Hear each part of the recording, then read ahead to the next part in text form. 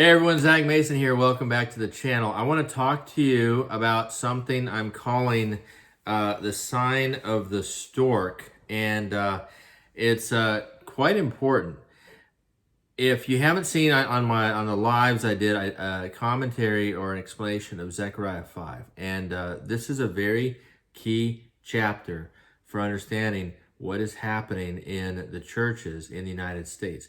If you're on YouTube, if you're looking at you're hearing the news, you're seeing all kinds of crazy things being reported in churches and crazy doctrines and things like this. And it is related to the whore of Babylon rising up, the second beast rising up. That's described in Revelation 13. But Zechariah 5 gives us an interesting clues and keys. As I talk, I'm just going to go over it briefly. If you want to see a more thorough, detailed examination, go look at my commentary on Zechariah 5. But in Zechariah 5:5, the angel of the Lord was talking with Zechariah, and he says, look at this, and he shows him a basket. He says, what is that? And he says, and there's a woman sitting inside the basket, and Jesus says that the woman's name is Wickedness. And then he thrusts her down in the basket, throws a lead disc on top of it. Okay. Very different from the treatment of the woman caught in adultery, by the way, notice.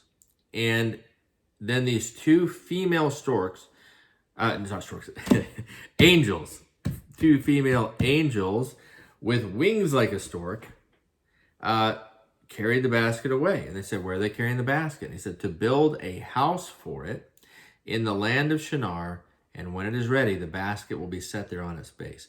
The book of Zechariah is about building God's house. This is about building a false house. The basket is the womb of the world, and wickedness is the baby that's going to be born. The church is the bride of Christ is birthing the millennial kingdom. The world is going to birth wickedness. Now, as I said in the video, stork, I always wondered, how did Zechariah know his bird so well to know those were stork wings and not normal angel wings? What's the difference? Well, look up a stork. You'll see that their wings are always white and black. White on top, black on bottom. Almost like a big stripe, two stripes. And sometimes a little variation, but that's essentially what it looks like. White on top, black on bottom. And so that's how he knew, because storks have distinctive wings. And if you see an angel with white on top and black on bottom, that's a stork wing. He just knew that. He knew storks. Also, he knew that storks are unclean birds. In Leviticus 11, they are all unclean, all right, and not fit for eating. So these two elements tell us these female angels are unclean angels. They've got black in their wings, and they're not fit for consumption. These are fallen angels, and they're female. There's no male angel presence, and males are symbolizing the person of Christ. Females are representing the bride of Christ. So these two female angels are essentially symbolizing lesbian parents of this baby of wickedness that's going to be born. And Jesus is not involved. It's symbolizing churches being intimate with each other without involving Jesus. When churches worship each other or are intimate with each other and they don't appeal to Jesus, instead they just look to human philosophy, human teachings, human power, that's lesbianism in the church world. Okay, that's what lesbianism is symbolizing. Okay, and that is what our churches are doing. So Shinar is where the Tower of Babel was built, and we are in Babel.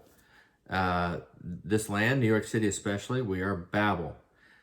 Saying mystery Babylon in Revelation, that we only say that because it's Greek. It's not really correct. In Hebrew, it would be called Mystery Babel, like the Tower of Babel. And New York City is definitely where many languages are spoken. Babel. We've got a big tower there. The Freedom Tower. Freedom from God is what it's symbolizing. And the Statue of Liberty is modeled after the Roman goddess Libertas. The sculptor said that was who it was. He said it's the Roman goddess Libertas.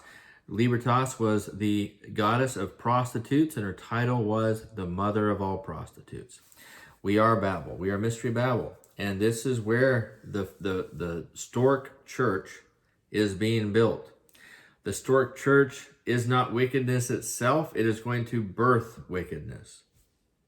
Nevertheless, as I'm understanding this, and as I taught on it, immediately after teaching, I might even have the epiphany while I was teaching. I don't remember at this point. I haven't gone back and reviewed the video, but God brought to mind the image of that pastor in Columbus, Ohio. I think it was Columbus, Ohio, at a church called Crossroads Church on Super Bowl Sunday, where he swung into the stage in the auditorium on a giant wrecking ball, wearing a referee shirt that was white and black striped. Okay? And as soon as God brought that to mind after I understood these storks and connected the dots, like, oh my goodness. The sign of the stork. It was right there. He thought he was wearing a ref shirt. But let's break down all the symbolism of what happened at that church. First of all, the name of the church is Crossroads Church. There may be other words in the title I don't remember. But Crossroads Church, and that is symbolically saying the church is at a crossroads. It's got to decide which way it's going. And it's going the way of the stork. They're building a house for wickedness. And when the house is complete, when the STORK Church, the Church of the Stork, is finished in its construction, wickedness will be set on a stand and worshipped. So wickedness is not being worshipped yet, but we're on the way. The pastor in the stork shirt swung in on a wrecking ball. Okay? A giant wrecking ball. Wrecking balls are for demolition of buildings in order to build something new. Okay? So symbolically, he is coming in, wrecking the church, wrecking the established church, wrecking the current system. And I don't even know. I didn't watch this sermon. I don't want to watch this sermon. But I imagine there had to be some reason he's riding a wrecking ball, right? I have a feeling if I watch it, I might hear some reference about breaking down the customs, the traditions, in order to make the gospel more accessible to people or something along those lines. I don't know. But it's symbolically, we're destroying the church to build something new. And the song he was singing, he was singing as he swung in, Wrecking Ball by Miley Cyrus. Man, you know what? I should look up the name Miley. What does the name Miley mean? I'll try to look it up while I'm talking. But her last name, Cyrus, makes me think of Persia. But what do we know about Miley Cyrus? What kind of things does she do on stage? Well, she's kind of engaged in very sexual things. She's engaged in, I think, over kind of lesbian type stuff. She's definitely engaged in demonic things, and her stage is. Her concerts are very demonic in the choreography and things like that. And hold on, I'm looking this up. So there is strong evidence to believe that Miley Cyrus may even be possessed. She's at least a feminist member of the world. Okay, a feminist pop star entertainer from the world. At worst, she's actually demon possessed. And this pastor is singing her song. Do you remember Revelation 13? It says, the beast that rose up out of the kingdom, out of the earth, had horns like a ram, imitating Jesus, but spoke like a dragon. He's singing like a dragon, wearing the stork shirt, pretending to be a Christian pastor. Let's see. I'm going to click on... oh my goodness. I'm going to have to really research this. Apparently, Miley Cyrus's original name was Destiny Hope. And it comes from a name that means smiley. I guess. Smiley Miley. I don't know. I've got to think about that, but there's obviously something prophetic in there, but she's, I don't know. It's just wrong. Okay. And this is the same church that punted a Bible off the stage. They said, and you say, how in the world could a church punt a Bible? Oh, it's Super Bowl Sunday. Super Bowl Sunday. Remember, the church has become a focus of entertainment. We're so trying to tap into culture that we've made it focused on entertainment, and we're changing the church to be about the things we love in order to connect with people, instead of calling people, elevating people's appreciation of who God is, to revere him and fear him and worship him. It's a totally wrong approach. I wish I could say my church was immune. My church has, I've seen signs of the stork at my church. That's all I'm going to say. I love my church. There's lots of, I love the people in my church. Lots of godly people in my church still. And this is not a blanket instruction to go out and condemn all Christians in a certain church. There aren't any good churches.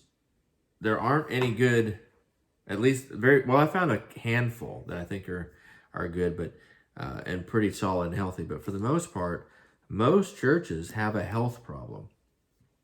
So rather than sit here and condemn, we should just do what we can to heal what we can heal, to help people grow strong and rescue them from the grasp of this. But at some point, there'll be a complete separation, right, of the wheat and the tares and the sheep and the goats. But right now, we're not here to condemn. We're here to understand. Let's understand. Okay. But anyways, my own church, which I love and has lots of godly people and godly pastors, they're not like, oh my goodness, that church in Ohio, I don't know what they're thinking, but they're not at that point. But they did, for Easter, they said, well, hey, we know a lot of people Easter's on spring break weekend, and we know a lot of people are going on spring break for that Sunday. So we're going to go ahead and have Easter services on Thursday. We're going to have some special Easter services on Thursday, just to accommodate that. And let's move Easter around so we can go on spring break. It's a problem. We're going in the wrong direction. We're at a crossroads. Nevertheless, at Crossroads Church in Ohio, they punted a Bible off the stage, right? And it was a female pastor who did it. This was supposed to be part of a kickoff, like they were doing a kickoff, okay, and trying to demonstrate that the Bible is our football. Like, we're playing this important game, and the Bible is the football. It's what we play with. It's the ball we play with. And that's just such a bad analogy. It's not even true. This isn't the first time I've heard the NAR church, and this may be an NAR church. It's not the first time I've heard a false church call spiritual warfare or the building of the kingdom a game. Dutch Sheets had a fake dream he shared about it being a baseball game. It's similar. Anyways, a female pastor at the church is the one who punted the Bible. She kicked it with her foot off the stage. And that is what these NAR churches are going to do and are doing. And that's what the STORK, the Church of the STORK, is a really good way to refer to it. God also calls it the Church of Ichabod. And Ichabod means no glory. His presence is not in it. His glory is not in it. But she, the female pastor, feminist spirit, connected to these female angels, unclean, kicks the word of God off the stage, off the pulpit. I don't know how you get more figurative than that. I don't have much more to say about it. It's just disgusting, gut-wrenching, disturbing. Just get out of thesaurus. Okay, what do you do about it? You be in the Word. Okay, be in the Word every day. I'm not kidding. You have to be in the Bible. If you are not in the Bible reading multiple chapters a day, you will be sucked into deception. If you want to sit there and wonder if I know what I'm talking about, how can I speak so authoritatively? Well, you can wonder, but you will be swept away, because Jesus is telling us today through modern prophets, true prophets, that is what will happen. And even the Word of God says, it says very clearly, man does not live by bread alone, but by every word that proceeds from the mouth of God. If you are not seeking to consume the Word of God in good quantities, nourishing quantities, then you will not live. You will not live. You will not preserve your life. And you say, are you saying you go to hell for not reading the Bible? No, I mean on this earth. God, you're going to be, well, could be that you get sucked into the whore of Babylon. That would be very sad. I would hope not. But it could just be that God removes you because you're not really useful to his kingdom if you don't have any strength within you. And that strength comes from reading the Word. And you cannot be a help to his kingdom if you're deceived, if you're part of this false church that's rising up. So you must be in the Word. You must consume it. It's not an option. You can question and hem and haw all you want, but it's still true. So I pray that you will. I pray that you get in the Word and encourage others to get in the Word. And if you have someone who loves the NAR churches, they think that these mega STORK churches are doing a great job, just don't argue the details. Just ask them about their Bible habit. Just say, how many chapters in the Bible are you reading a day? Oh, don't be so legalistic about it. I follow the Spirit. What he tells me to read, I read. Say, okay, you answered my question. You're not reading it, right? And so you're not nourished. You don't have good nutrients, and that means you are susceptible to disease, spiritual disease, because you're malnourished. So you can just encourage them to get in the Word. But if they are not reading the Bible, if anybody who's not reading the Bible in sufficient quantities every day, you really shouldn't listen to them or give them any credence, any weight to their opinions, or even the time of day in some cases, okay? Because they're full of deception.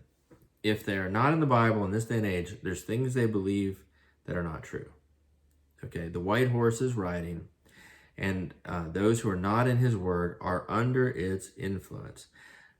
The beautiful part is the Word of God cures it. So all we got to do is get in it. Let's get in it. Let's go pick that Bible they punted off the stage, dust it off, hold it to our chest, and insist that people revere and respect it as they should. Okay, we'll see you guys soon. Have a great day.